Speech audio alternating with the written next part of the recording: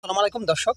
এই মুহূর্তে যদি আমাদের প্রধান উপদেষ্টা ডক্টর মোহাম্মদ ইউনূস সাহেব পদত্যাগ করেন, বিষয়টাকে আপনি কিভাবে দেখবেন, কিংবা তার এই পদত্যাগের জন্য আপনি কাকে দায়ী করবেন? দর্শক, সময় থাকলে একটু কমেন্টে লিখে জানাবেন।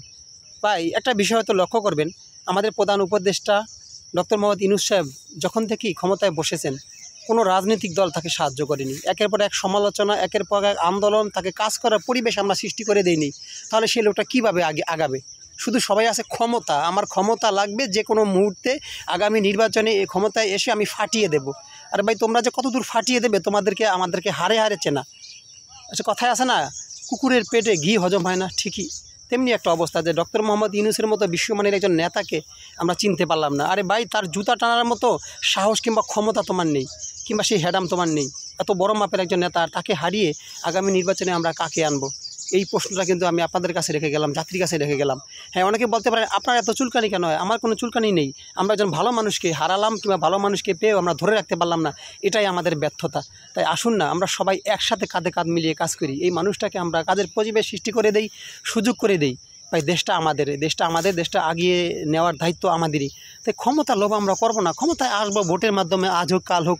এই লোকটা তো সারা জীবন ক্ষমতায় থাকবেন না, নাহলে কেন? হ্যাঁ, কিছু কিছু উপদেষ্টার বিতর্কিত কর্মকাণ্ড থাকতে পারে, সেটা আমরা অবশ্যই দেখতেছি, কিংবা সেটা অবশ্যই জনগণ বিচার করবে। তাই বলে ডক্টর মোহাম্মদ ইউনূস তো এখানে কোনো দোষ করেননি। তাকে হটানোর জন্য এক শ্রেণীর লোক, কিংবা সেনাপ্রধানও দেখলাম তার বিরুদ্ধে চলে গেছে। সেনাপ্রধানের গতকালের বিতর্কিত একটা কথার কারণে তিনি কি ক্ষমতা থেকে চলে যান কিনা, ছেড়ে দেন কিনা, এরকম একটা কিন্তু আভাস আমরা পেয়েছিলাম। কিন্তু এই কাজটা কেন হতেছে, কার জন্য হতেছে? আমাদের সেই বিরোধী দলগুলো, আমাদের সেই রাজনৈতিক দলগুলো কোনো মুখ্য ভূমিকা পালন করেনি। তারা শুধু ক্ষমতা ক্ষমতা ক্ষমতা, এতটা ক্ষমতার লোভী তারা। আগামী নির্বাচনে ক্ষমতায় আপনাদেরকে জনগণ আনবে, খুব সুন্দর মতো ভোট দিয়ে আপনাদের ক্ষমতায় আনবে, সেটা আপনারা জানেন। আপনারা বাইরে হয়তো হাঁটেন না, জনগণ কী চায় সে পাঁচটা হয়তো আপনারা বুঝেন না। আপনারা আছেন বড় বড় কথা বলেন, বিজ্ঞ লোকেরা, বিজ্ঞ রাজনীতিবিদরা এমন কথা বলে, একদম অবুঝ শিশুর মতো।